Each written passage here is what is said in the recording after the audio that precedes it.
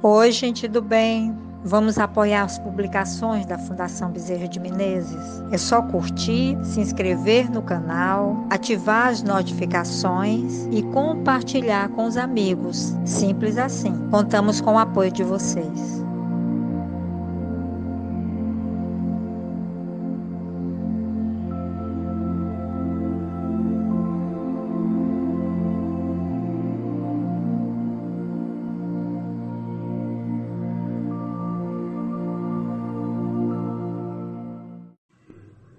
Vamos, neste momento, agradecer o dia que começa e vamos, então, para o nosso encontro com o mundo espiritual de uma forma mais consciente.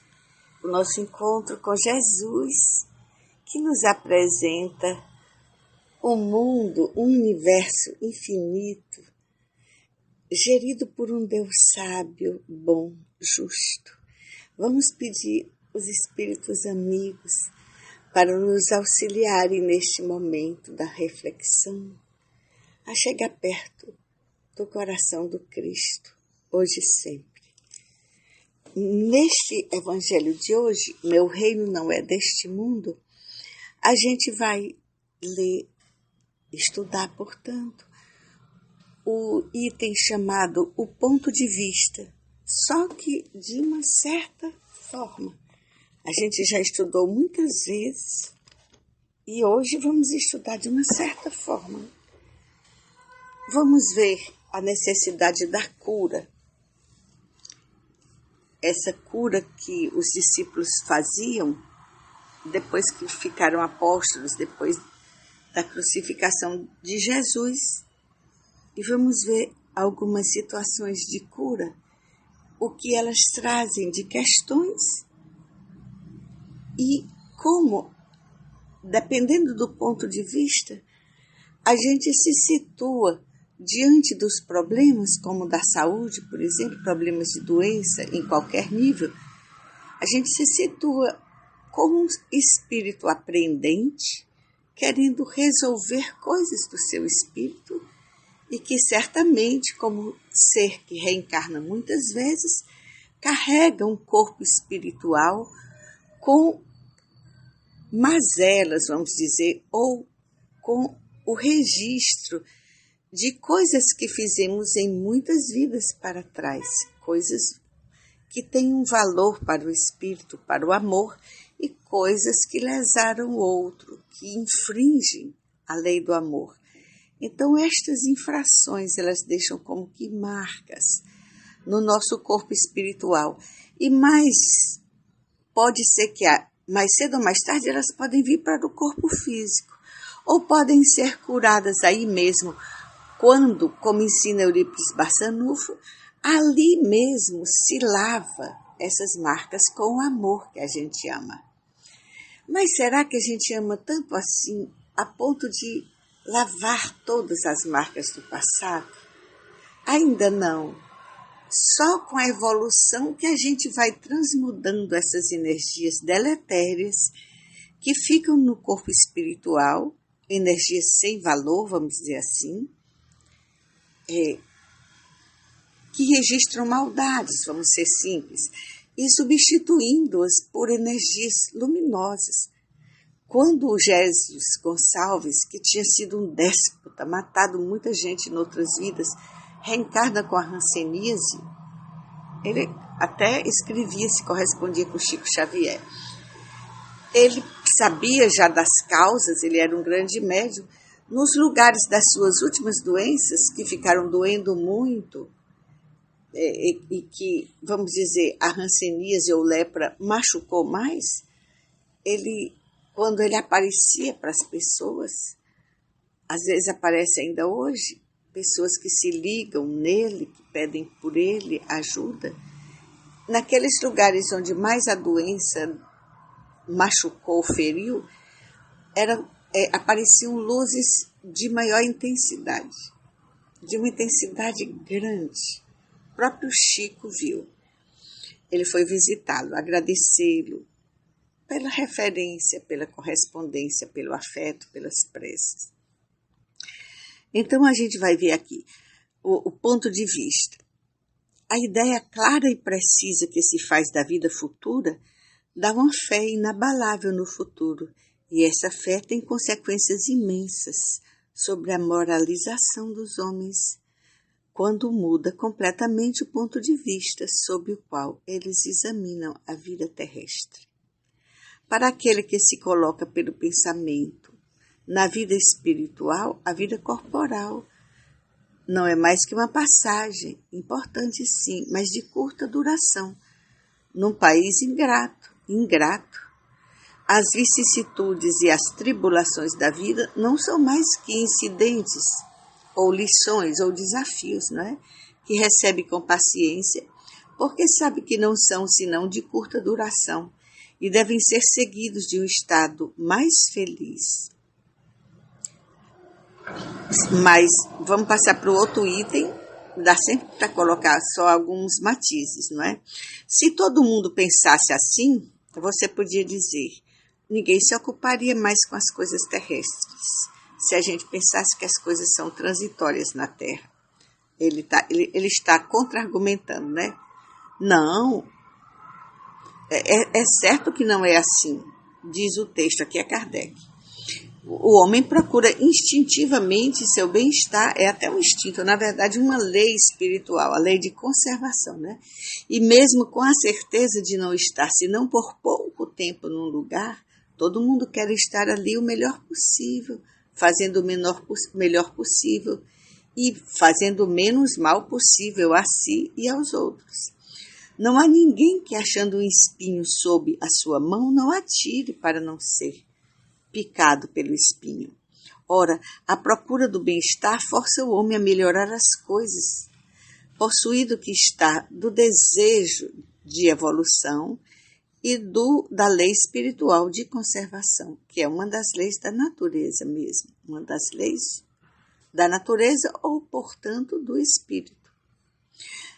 Os desígnios da providência que Deus colocou na terra são para este fim, para que o homem trabalhe para sua evolução, por necessidade, por gosto e por dever.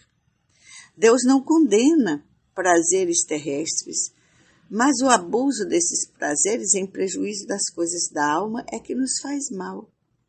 E é contra este abuso que Jesus diz, meu reino não é deste mundo. Aquele que se identifica, pois, com a vida futura é semelhante a um homem rico que perde uma pequena soma em dinheiro sem com isso se perturbar. Diferente daquele que concentra todos os seus pensamentos sobre a vida terrestre e que seria como um homem pobre, que perde tudo que possui e se desespera. Então são metáforas preciosas, são explicações muito boas. A gente vai ver hoje, então, como alguns aspectos que são colocados aqui, eles vão reafirmar essa ideia de que, como estamos de passagem, se a gente percebe que muitas coisas que nos acontecem no corpo físico já vêm de longe e saem do corpo espiritual para o físico, porque no corpo espiritual está o registro do que fizemos e, portanto, de marcas que precisam ser mudadas, porque não têm valor moral, são energias de baixo teor moral. Então, elas acabam por vir para o corpo e nos trazer doenças, mais cedo ou mais tarde. Por isso que uma criança pode, de repente, aparecer com um câncer, né? É uma coisa que pode vir de muito longe, que vai como que limpar. Difícil de compreender se a gente compreende só a unicidade da existência. Quer dizer, se a gente considera só a unicidade da existência, ou que tem só uma vida, se acha que tem só uma vida esta, não tem mesmo jeito de entender. Mas se a gente já compreende a reencarnação, a gente vai ver que a nossa vida é um contínuo, quer dizer, é como se fosse uma seta que não para. Então, as coisas são exatas do ponto de vista da temporalidade, do ponto de vista daquele tempo em que a gente faz nossas modificações e Deus está sempre atento à espiritualidade para que aquilo só aconteça quando a gente tenha condições de dar conta. Então, aqui, depois da partida de Jesus, vamos ler uma cura de Jesus para a gente ver a prática dessas questões que a gente vai sempre trabalhando aos pouquinhos. Passando Pedro por toda parte, desceu também. Aqui é Caibar Schutel, Vida e Atos dos Apóstolos. Passando Pedro por toda parte, desceu também a Lida, Lida, era um lugar. Achou ali um homem chamado Enéas, que havia 8 anos jazia numa cama porque era paralítico. Pedro disse-lhe, Enéas, Jesus Cristo te sara, levanta-te e faze a tua cama. Ele logo se levantou, viram-no todos os que moravam em Lida e Sarona, os quais se converteram ao que Jesus trazia, por meio de Pedro. Um dos principais característicos dos apóstolos era a cura dos enfermos. Pedro possuía este dom em alta escala. As curas espirituais produziam grande contribuição para a conversão dos incrédulos. Não só era o enfermo curado que se transformava ou convertia. Converter é mudar. Mas todos os que tinham seguro conhecimento do caso. Dotado de faculdades magnéticas, diz Caibar Schutel, e ainda auxiliado por espíritos, os espíritos que constituem a falange do Consolador que vem ajudar na Terra. O Consolador é o Espiritismo que traz, segundo eles anunciam os espíritos, coordenados por Jesus, o Espírito Verdade, ele traz o consolo à Terra, ajudando todos, mesmo que sejam espíritos ou por isso mesmo já evoluídos, não ainda perfeitos como Jesus, não é? Que Jesus tem a perfeição, não igual a Deus, né? Mas ele já atende às ordens de Deus, está profundamente unido a Deus, nosso Criador. Então, Jesus Cristo, ele por meio de Pedro atuava, como também por meio de todo o nosso amor. Aqui tem uma primeira questão, é que as curas até hoje são feitas porque pode o enfermo se transformar. E os que conhecem este caso podem ser chamados à atenção sobre a esfera do mundo espiritual. Então ele diz, vamos continuar. E diz aqui que Pedro tinha faculdades magnéticas realmente muito superiores. Realmente todos nós temos, mas alguns têm muito mais. E alguns têm tarefas específicas nisso. Não quer dizer que a pessoa tem que ser médium de cura no centro espírita. Se ela tiver mediunidade de tarefa, é o melhor lugar, claro. Por quê? Porque ali ninguém considera isso um problema, ninguém vai cobrar, porque há toda uma ética, uma construção teórica e prática para sustentar esta ação de cura. Não é para que a pessoa não diga, fui eu que curei. Olha, aqui lá em cima está dito, Jesus te sara. Jesus Cristo te sara, disse Pedro. Mas certamente ele era um instrumento disso. E como ele tinha o desejo profundo, olha aqui o que ele diz. Dotado de faculdades magnéticas e auxiliado pelos espíritos que constituem a falange do Consolador. Você acha que se uma pessoa está cheia de maus propósitos, ou é um médium que conspurcou essa sua faculdade, fazendo-a por dinheiro, aviltando-a, você acha que ele consegue essa sintonia com espíritos superiores, como Santo Agostinho, Fenelon, Lacordaire, o Emmanuel, Joana de Anjos, espíritos que estão na falange do Consolador? Não vai conseguir, porque é pela lei da sintonia, da afinidade. Então Pedro, que tinha aquele desejo profundo, ele era auxiliado, além do próprio magnetismo que ele tem, que todos têm em um nível maior ou menor, ele era auxiliado pelos espíritos superiores.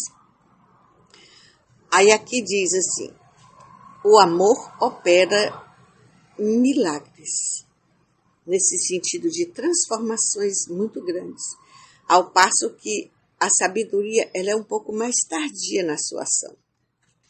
mas que é importante é que, olha aqui o que ele diz, a cura é um fato que toca logo o coração, ela é rápida, o sentimento é trazido por ela e, portanto, é mais fácil de se perceber do que a palavra, que precisa passar pelo crivo do entendimento. Então, a gente precisa evoluir pelo amor e pelo conhecimento, mas o amor chega primeiro, como disse Chico Xavier, aqui o Cair Bar está dizendo a mesma coisa. Enéas, o homem o paralítico que estava 8 anos numa cama, e Pedro, claro que é Jesus que o curou, mas o Pedro foi o instrumento, né? Que curou Enéas. Ele disse, Jesus Cristo te cura, levanta-te e faze a tua cama. Ele logo se levantou. Quer dizer, algumas interpretações, às vezes, quando colocam carrega a tua cama, faz tua cama, colocam a cama como sendo a história da doença, que de certa forma é a nossa história.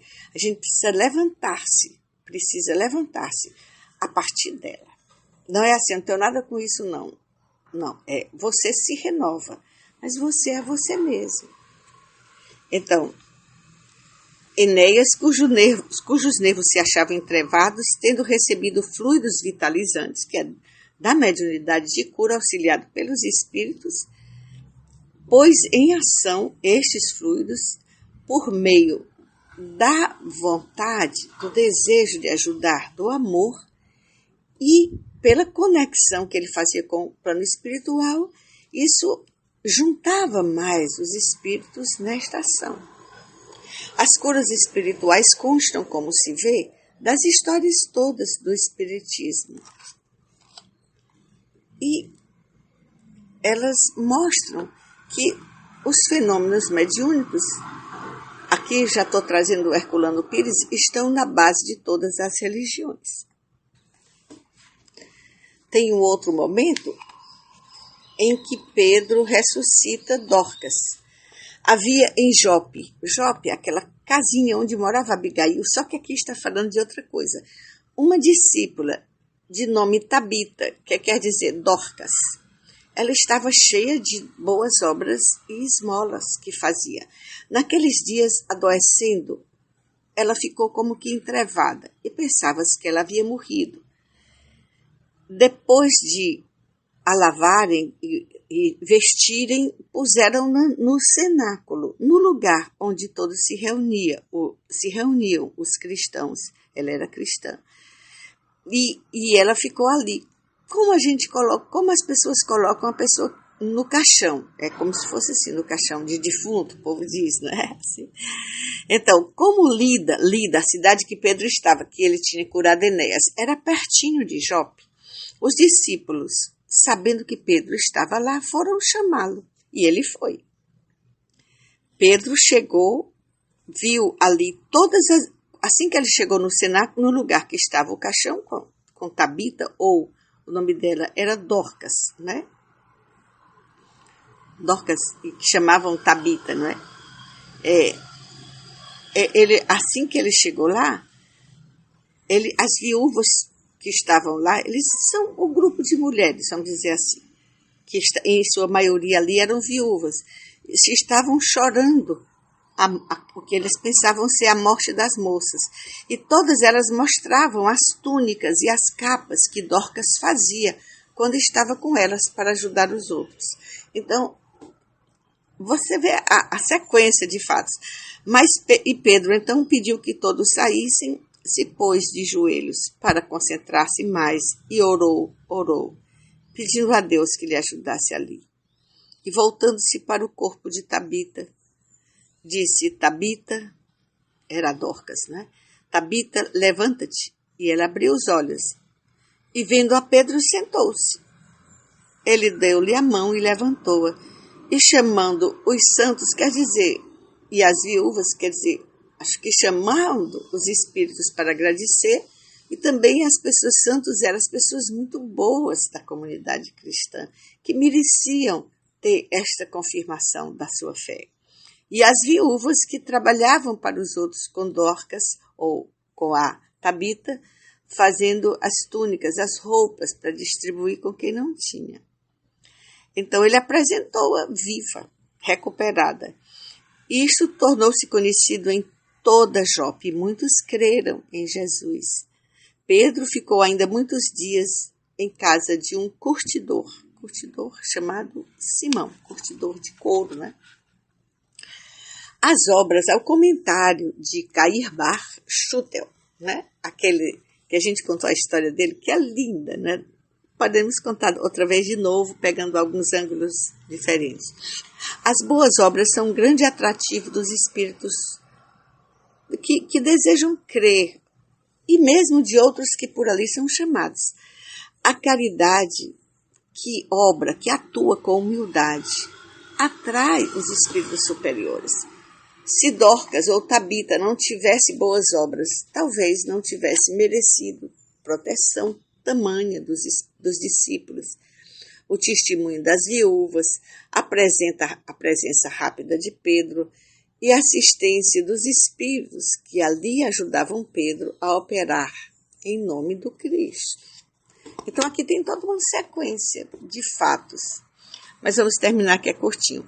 Esses casos que eles chamavam ressurreição, no tempo de Jesus, eram muito vivos, eram encenados, eram vividos pelas pessoas dos discípulos. Os discípulos atuavam muito nesta parte de curas. Dorcas ou Tabita, como nos outros casos que as pessoas diziam que estavam mortas e os discípulos ressuscitaram, ela não estava morta de fato, ou seja, a desligação completa do espírito do corpo não tinha acontecido. Havia algum laço fluídico que ainda não havia sido rompido, certo?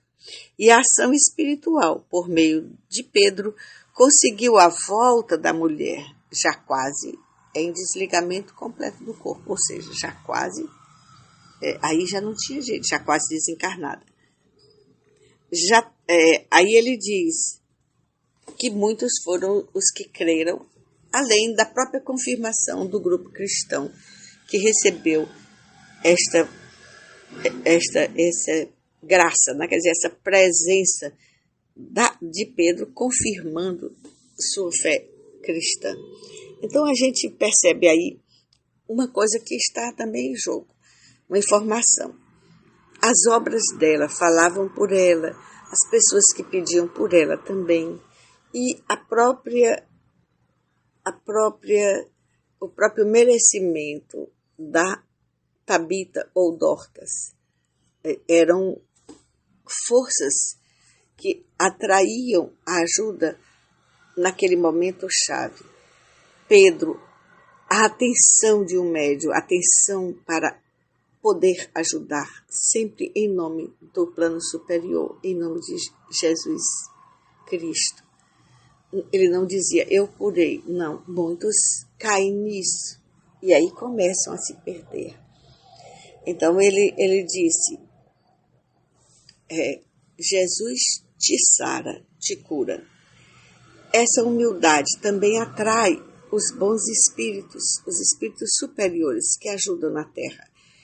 E aí, quanto mais atento, quer dizer, quanto mais a pessoa se dedica ao bem, mais atenção ela terá para conhecer o movimento dos espíritos na ajuda na Terra, na ajuda à Terra, às pessoas da Terra que estão em dor, sofrimento e doenças de qualquer natureza e que a utilizam, ou seja, que acham sintonia com ela para realizar transformações chamadas curas, que são formas de uma energia magnética, como diz, muito superior, transformar aquelas marcas do corpo espiritual que já estão no físico, lavando-as como que, e portanto,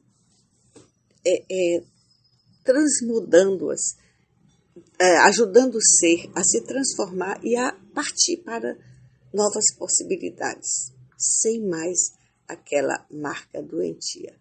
Então, há algumas curas, portanto, que elas não podem fazer se a pessoa já desencarnada, por exemplo. Já não pode mais acontecer Isso, mas aqui é dito por Caibá, que tinha laços que não tinham se desprendido. Ela estava em processo de desencarne, mas estava próxima disso, mas não era consumado esse fato. Então, uma energia poderosa, como a de Pedro e do plano espiritual que o ajudava, foi capaz de curar a Dorcas ou a Tabita. E o próprio merecimento dela, o auxílio que ela prestava ao grupo cristão, que comovia-se com o fato, porque queria de volta a sua ajuda e até ela também como pessoa muito amada, tudo isso contribuiu para este movimento de cura da alma. Um movimento complexo, como a gente sabe, que envolve toda a nossa história. Não é? Muita paz.